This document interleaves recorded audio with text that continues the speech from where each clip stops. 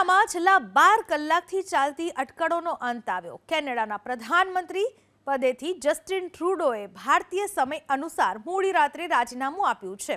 Justin ટ્રુડોએ પાર્ટીના નેતાનું પદ પણ છોડ્યું છે। રાજીનામું આપતા પહેલા તેમણે રાષ્ટ્રને સંબોધન કર્યું અને બોલ્યા, હું આગામી ચૂંટણી માટે સારો વિકલ્પ નથી। સંબોધનમાં તેમણે પોતાને એક સારા યોદ્ધા ગણાવ્યા।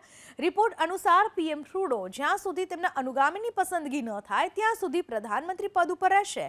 એમનો કાર્યકાળ ઓક્ટોબર હતો। રાજીનામા બાદ ટૂંક સમયમાં ચૂંટણી યોજાઈ શકે છે। ટ્રુડો નવેમ્બર 2015થી 10 વર્ષ સુધી દેશના પ્રધાનમંત્રી પદે રહ્યા।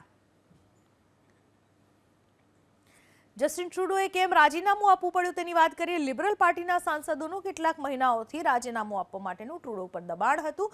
પોતાના જ પક્ષના સાંસદોના વિરોધથી ટ્રુડો એકલા પડી ગયા હતા। નજીકના ડેપ્યુટી પીએમ અને નાણામંત્રી ક્રિસ્ટિયા પણ ટ્રુડોથી નારાજ હતા। પરિણામે તેમણે પદ છોડવું પડ્યું। તો સાથે જ ટ્રુડોના છેલ્લા કેટલાક નિર્ણયોથી ક્રિસ્ટિયા તેમની સાથે સહમત નહોતા। નાગરિકોને મફતમાં 15,000 રૂપિયા આપવાની યોજનાથી ક્રિસ્ટિયા અસહમત હતા, કારણ કે તેનાથી દેશની તિજોરી પર અસર। તો આ સાથે જ જે પણ અન્ય દબાણો હતા, સાંસદોના દબાણ સાથે સાથે પોતાના જે સમર્થકો હતા તેમનાથી તેઓ વિખૂટા પડી ગયા હતા અને તેઓનો જ વિરોધ જોવા મળતા અંતે ટ્રુડોએ પદ છોડવું પડ્યું, રાજીનામું આપવું પડ્યું। I intend to resign as party leader, as Prime Minister, after the party selects its next leader through a robust, nationwide, competitive